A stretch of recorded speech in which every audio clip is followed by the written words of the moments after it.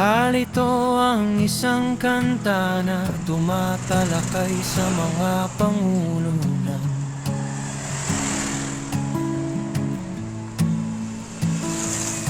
Pilipinas at mahalagang pangyayari noong sila ay nasa tungkulin.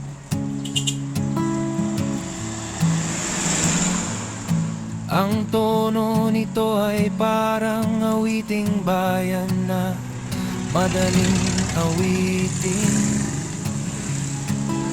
Mga tagapagtata at tagapamahala.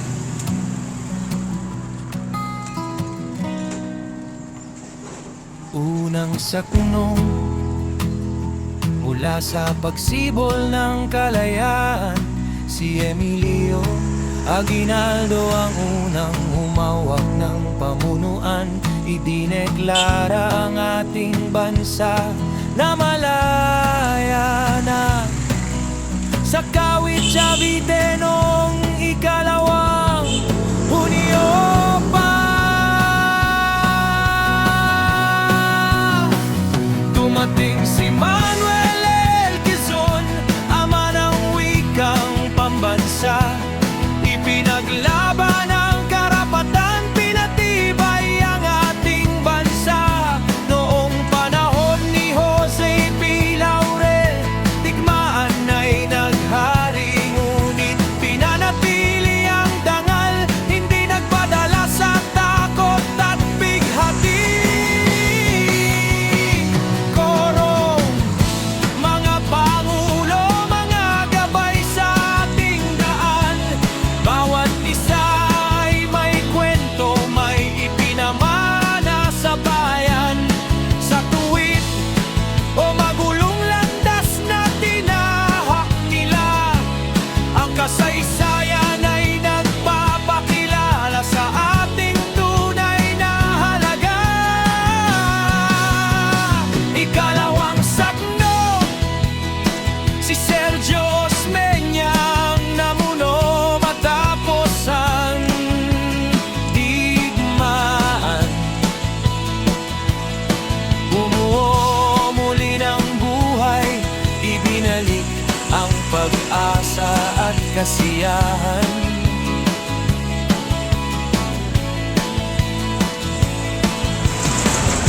Manuela Roxas ang nagpatuloy sa pagbangon, habang ang bansa ay humaharap sa bagong hamon.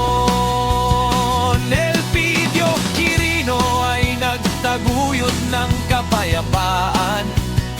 Sa gitna ng hidwaan, hinangad ang pagkakaisa ng lahat ng mamamayan. Ramon Magsaysay, kaibigan ng karaniwang tao, binuksan ang pinto ng pamahalaan, pinagigyan ang hinaing ng bawat sulok ng mundo. Ikatlong sakno, Carlos P. Garcia, ipinagmalaki ang ating sariling atin. Patakarang Pilipino muna ang kanyang pangunahing hangan.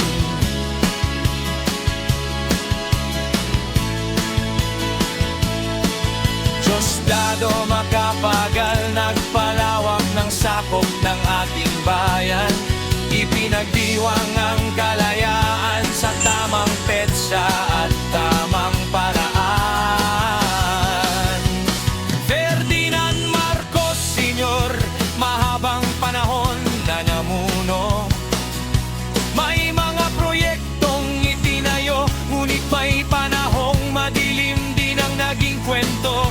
Corazon Aquino, ina ng demokrasya na muling isinilang.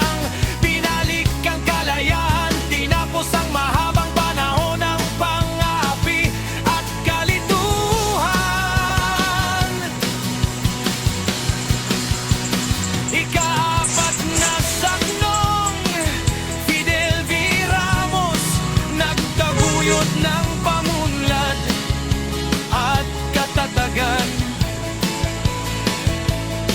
Binuksan ng bansa sa negosyo, pinalakas ang ating kakayahan.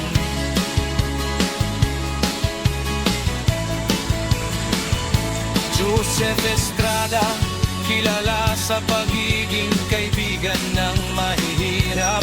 Ngunit ang kanyang panahon ay natapos sa gitna ng malalim na hidwaan. Gloria Macapagal Arroyo, namuno ng mahigit 9 na taon. Nakaranas ng mga hamon, ngunit nagpatuloy ang bansa sa pag-usad at pagtaha ng landas na wasto. Benigno Aquino Trihi, ipinaglaban ang katapatan at tamang pamamahala. Inilapit ang serbisyo sa mga taong matagal nang naghihintay ng pagbabago.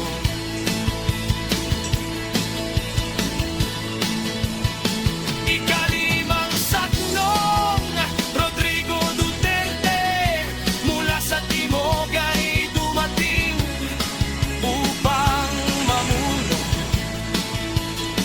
Matapang na pamamaraan ng ginamit sa paglutas ng mga suliranin ng bayan.